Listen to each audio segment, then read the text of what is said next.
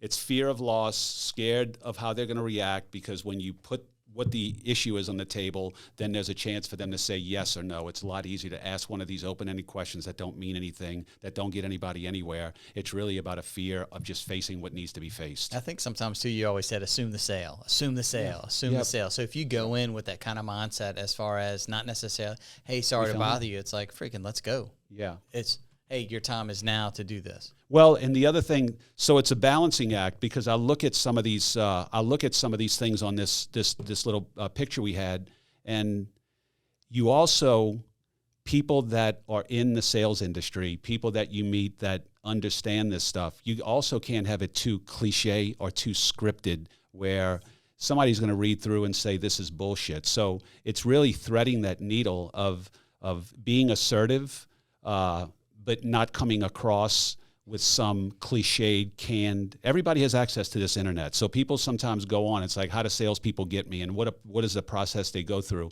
And I can always tell when a salesperson is being mechanical or repeating a line that he's heard somewhere else, and he's injecting it in something. Dude, it's like a big turnoff to me. So threading that needle of being able to get done what you need to get. You got to keep the deal moving, right? So you got to communicate with people when they go dark on you. How do you do that in a way that does not show weakness and does not look like this is some canned thing that I've seen on Boiler Room or Wolf of Wall Street? It's like, oh, I know what they're doing right now. So there's a lot of subtleties in the way you do it to make sure that you kind of thread that needle. It's a real art. Yeah, let's back this up a little bit to what the conversation actually started with. So it was like the 3 tips. So 3 phrases to avoid in your sales pitch and what to say instead. Yeah. Sorry to bother you. I'm just following up. And what are the next steps? Yeah. All 3 of those phrases show, just like what Sean was saying, that you're not in control of the conversation. It doesn't make you seem as confident. And you kind of are coming off as salesy. You're not getting straight to the point and being clear about what your intention is by calling them. And so we found this on LinkedIn, guys. It's actually 6 phrases, but we just boiled it down to 3 and simplified this for you. But what Sean was saying with the cliche, a corny closing line, like, what do I have to do to get your business, sir? Yeah. So something you could say instead was like, sounds like you're a little unsure. Here's XYZ. Here's the facts we talked about. Where do we stand on, here's the deal. Here's what the next steps are. What is holding you up from going to this? Is there anything holding you up from making this next step? So you're getting to the point where the guy understands, or the lady understands, or the man or the woman, hey, this is what we're trying to get to. I know this guy's over here. You got to move the deal to the next step. You're stuck. So how do you move it to the next step? Not by saying sorry to bother you, not saying I know you're busy. Shit, everybody's busy. You're busy. You're just like you're undermining your time and the value of your time when you start to ask those kind of things. So stay away from those things, and you got to just jump in, because it's nothing. Salespeople a lot of times will get caught up in their busy work that not getting a yes or a no means I get to hang on to that for one more day. And those days turn into weeks sometimes. And then you look back and it's like, I've spent so much time doing this. If I would have get straight to the point 2 months ago, I would have got the same answer. And instead, I've kept this in my follow-up for this long just because I wasn't asking the right question. Yep. So what can you say instead of, hi, Alice, I'm just following up. What can you say? Hey, Alice, last time we talked, you said you were going to do this. How did that go for you? Or how was that conversation? Exactly. Lead it with something like that. Because I'm just following up is very commonly used. What can you say instead of, I know you're really busy? Yeah, so think about it like this. You're painting a picture. The picture isn't clear because they're not answering you. The picture has to get more clear. So sometimes it's recapping what you've already talked about. Here was next steps. I've done my part. Yes. Have you done yours? So it's being assertive. And this is meaningful dialogue where the guy is actually, who knows, you might have talked to him a week ago. He's a busy guy. I talked to 5 different people. You're recapping what happened, and you're making it easy for him to go to the next step. So we said to avoid asking them, what are the next steps? What do you say instead? Here are the next steps. You paint them that vision, that clear picture of what the next steps are. Yep. Sorry to bother you. What can you say instead? Hey, Tommy, I'm Shannon with MarketingBox. I just had a second too. Again, just getting straight to the point, taking away the fluff, taking away that weakness, kind of salesy feel. Yeah, listen, it's an interaction.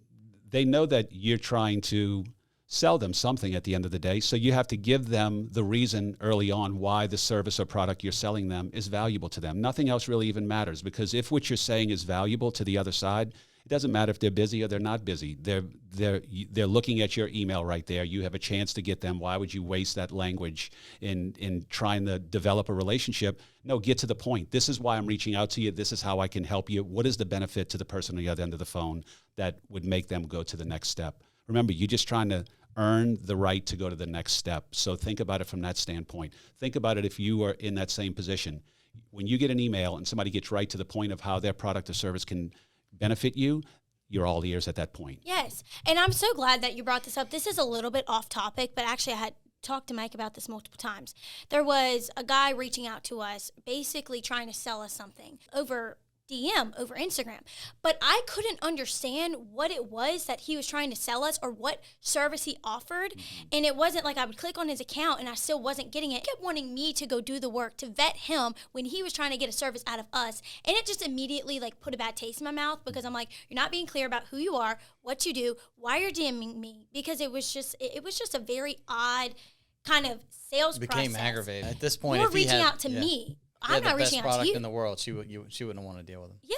Like, I couldn't understand what it was that he was trying to help us with, because he assumed we had a problem, cold reached us, and wanted me to do the work. If someone's not answering you and you're repeating your same exact pitch, something's wrong with the pitch. Something's wrong, yeah. So I would definitely work on it. Yeah, that famous quote, nobody wants to be sold, but everybody likes to buy. Yeah. I mean, you can't, that's what you got to do. You got to, if you have a good product, then you need to have confidence in that product, and you basically push that product, how it's going to benefit that person. You keep that in mind when you're telling them, and you move them to the next step.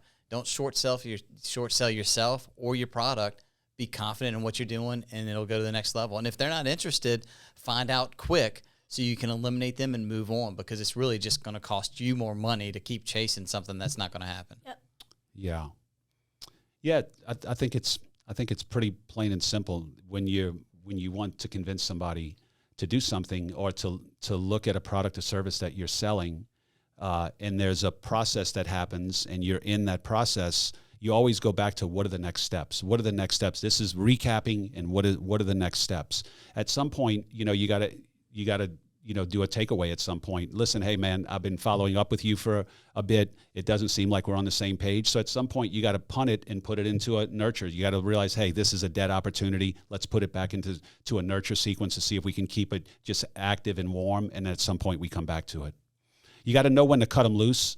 And the only way to do that is you got to know how to get to the point. Yep. Otherwise, I think it's a big issue. Whenever we've had salespeople before internal that were really chasing a pipeline, they would hold on to that pipeline even though the guy's just stringing them along because they were afraid to get to the point of a yes or a no. And that's really what you want to get to, whether it's good or it's bad. You got to get, because listen, the no's are going to tell you as much as the yeses. But if you're sitting there in limbo land, you don't know if what you're doing is working, it's not working. Why didn't you buy for me? We know people don't buy because of the people, the product, or the price.